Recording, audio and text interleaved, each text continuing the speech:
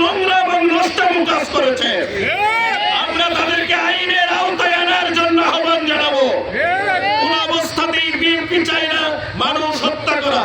তারেক রহমান মাননীয় প্রধানমন্ত্রী তিনিও চান না কাউকে হত্যা করা, অথচ যারা হত্যা করেছে জামাত ইসলামের এই কর্মীকে তার সমুচিত শাস্তি হওয়ার দরকার, সর্বোচ্চ শাস্তি, ফাঁসি আমরা কামনা করছি। সঙ্গে সঙ্গে আমি আপনাদেরকে বলতে চাই, আল্লাহর জমিনে আল্লাহ দিনে কথা বলতে গিয়ে যারা জীবন দিয়েছে তারা শহীদ, তার শাহাদত কামনা করে আপনাদেরকে ধন্যবাদ জানিয়ে আমি আমার কথা শেষ। রাজশাহী জেলা শাখার সম্মানিত নায়েব আমির শাখা বৎসর গ্রামীণ মাদ্রাসার সহকারী অধ্যাপক মাওলানা আব্দুল ছিলেন। তার ইন্তেকালের পরে তার ছেলে ধারাবাহিকভাবে এতদিন তিনি এই মুয়াজ্জিনের দায়িত্ব পালন করেছেন। তার ব্যাপারে আমরা বলবো না, সবাই জানি তার ব্যাপারে, তার ভালো গুণাগুণগুলো আমরা জানি। আমি যে কথাটি বলতে চাচ্ছি যে বিগত 15 বছর ধরে জালেম সরকার যে শাসন করলো তখন এত ধরনের জঘন্য ঘটনা কিন্তু আমাদের এই কেশরহাট এলাকায় বা সাঁকড়া গ্রামে ঘটে নাই। পরিবর্তনের পরে দেশের চেঞ্জ হয়ে যাওয়ার আশা করছিলাম, সেই ক্ষেত্রে আজকে পরিবর্তন না হয়ে মাজলুম রাজ্যে জালেমে পরিণত হয়েছে। সম্মানিত ভাইরা আমার, যে ছেলেরা যে যুবকেরা এই ঘটনা ঘটিয়েছেন, আমি বলবো এর জন্য তার পরিবার, তার সমাজ, তার দল দায়ী নয়। কারণ এই সমস্ত কুলাঙ্গারদের জন্য তার পরিবার আজকে ভুগছে, তার বউ কাঁদছে, তার বাচ্চারা কাঁদতেছে, তার বাবা মা কাঁদতেছে, গ্রামের লোক, তার আত্মীয় স্বজন কাঁদতেছে, তার দলের লোকেরাও কিন্তু বিপদে পড়েছে। কাজেই দলকে দোষ দিব না, তবে হ্যাঁ প্রশাসনের দৃষ্টি আকর্ষণ করবো, যারা এই অপরাধ করেছে এই অপরাধের শাস্তি হিসেবে তাদেরকে অনতিবিলম্বে গ্রেপ্তার করতে হবে। আর এই গ্রেপ্তারে যদি তার দলের লোকেরা বাধা দেয় তাহলে আমরা বলবো তার দলের লোকেরা তাদের এই বিষয়ে ইন্ধন দিয়েছে, ব্যবস্থা গ্রহণ করার জন্য সম্মানিত ভাই আমার। আর আমাদের শহীদ আলোচনা ভাইয়ের ঘোষণা দিয়েছেন, ইচ্ছাকৃত ভাবে কেউ যদি কোন মুমিনকে হত্যা করে তাহলে তার একমাত্র শাস্তি হচ্ছে জাহান্নাম। কাজেই যারা তাকে হত্যা করেছে তাহলে আল্লাহর জাহান্নাম থেকে মুক্তি পেতে চাই, অবশ্যই আল্লাহর কাছে চোখের পানি ফেলে তাদের ক্ষমা চাইতে হবে।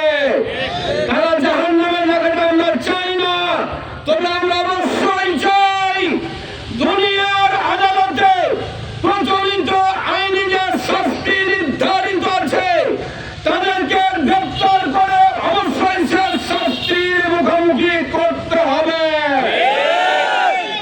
গভীর উদ্বেগের সাথে আমরা লক্ষ্য করছি বিগত 12 ফেব্রুয়ারি নির্বাচনের আগে এবং পরে একটি রাজনৈতিক দল শুধুমাত্র কেশরে হত্যাকাণ্ড চালিয়েছে এমনটি নয়, দেশের বিভিন্ন জায়গায় নিরাপরাধ মানুষকে অন্যায়ভাবে তারা হত্যা করেছে। প্রশাসনের দৃষ্টি আকর্ষণ করতে চাই, আপনারা যদি এই হত্যাকাণ্ডের গ্রেপ্তার এবং বিচারের ব্যাপারে তাল বাহানো করেন, মোহনপুর এলাকার মানুষ জানে তারা কিভাবে এই খুনিদের সংস্কার করতে হয়। অবিলম্বে খুনিদের গ্রেপ্তার করে দৃষ্টান্তমূলক শাস্তি দিতে হবে। দীর্ঘ 17 বছর ফ্যাসিস্ট সরকারের আমলে যে সমস্ত কতিপয় নামধারী বিএনপি দুষ্কৃতকারীরা গর্তে লুকিয়েছিল, তারা 12 তারিখের পর থেকে এই ধরনের কার্যক্রম সংগঠিত করেছে। সম্মানিত ভাইরা, দীর্ঘ 17 বছরে বিএনপি নামধারী কোন ব্যক্তিরা, কোন সমাজসেবক, কোন ঈদগাহ কমিটি, কোন মসজিদ কমিটি, কোন মাদ্রাসা কমিটিতে যাওয়ার সাহস পায় নাই, ভয়ে গর্তে লুকিয়েছিল। এই ফ্যাসিস্ট সরকারের বাংলাদেশ জামাত ইসলামী ভাইরা এই সমস্ত প্রতিষ্ঠান দীর্ঘদিন সংগ্রাম করে টিকিয়ে রেখেছে। এখন এই গর্তে থাকা বিএনপি নামধারী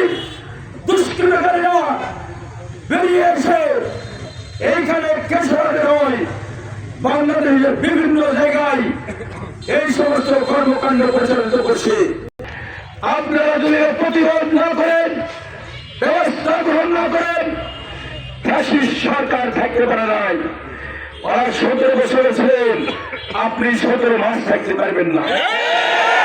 সম্মানের ভাড়া, আমি এই আমার মোহনপুরের বাবা মোহাম্মদ এমপি মহোদয় কয়েকবার বলেছি, নির্বাচনের পরে ভাই আপনার কর্মীদেরকে সামাল দেন। বিভিন্ন জায়গায় আমার কাছে তো নোট আছে, তারা বিভিন্ন মসজিদ কমিটিতে গন্ডগোল সৃষ্টি করছে, বিভিন্ন ইতিহা কমিটিতে গন্ডগোল সৃষ্টি করছে। আমি বারবার টাকা বসে আমি কালকে রাত্রেও বলেছি যে ভাই আপনি এটা দেখেন না, দেখেন কি অবস্থা হলো। এই জন্য আমি প্রশাসনের দৃষ্টি আকর্ষণ করতে চাই, আপনারা 17 বছরে যা করেছিলেন ওরা কি চিহ্নতে আপনাদের হয়েছে আপনারা জানেন। আপনারা থেকে নির্বাচিত সংসদ সদস্য জনাব ডাক্তার। আসসালামু আলাইকুম আহমদুল্লাহ সাল্লি আলা রাসূলিল কারীম আম্মা বাদ। আল্লাহর শুকরিয়া করেছেন নির্মমভাবে, তাদেরকে গ্রেপ্তার পূর্বক আইনের আওতায় এনে সর্বোচ্চ সাজার দাবি করছি। প্রশাসনের ভাইদের দৃষ্টি আকর্ষণ করছি, যদি আপনারা তাদেরকে গ্রেপ্তার পূর্বক আইনের আওতায় আনতে ব্যর্থ হন, জনগণ রাস্তায় নেমে আসতে বাধ্য হবে। আপনারা সামাল দিতে পারবেন না। বিগত দিনে তার প্রমাণ আমরা রেখেছি। তাই আপনাদের প্রতি অনুরোধ করবো, অনতি বিলম্বে খুনিদের গ্রেপ্তার পূর্বক শাস্তির আওতায় আনুন।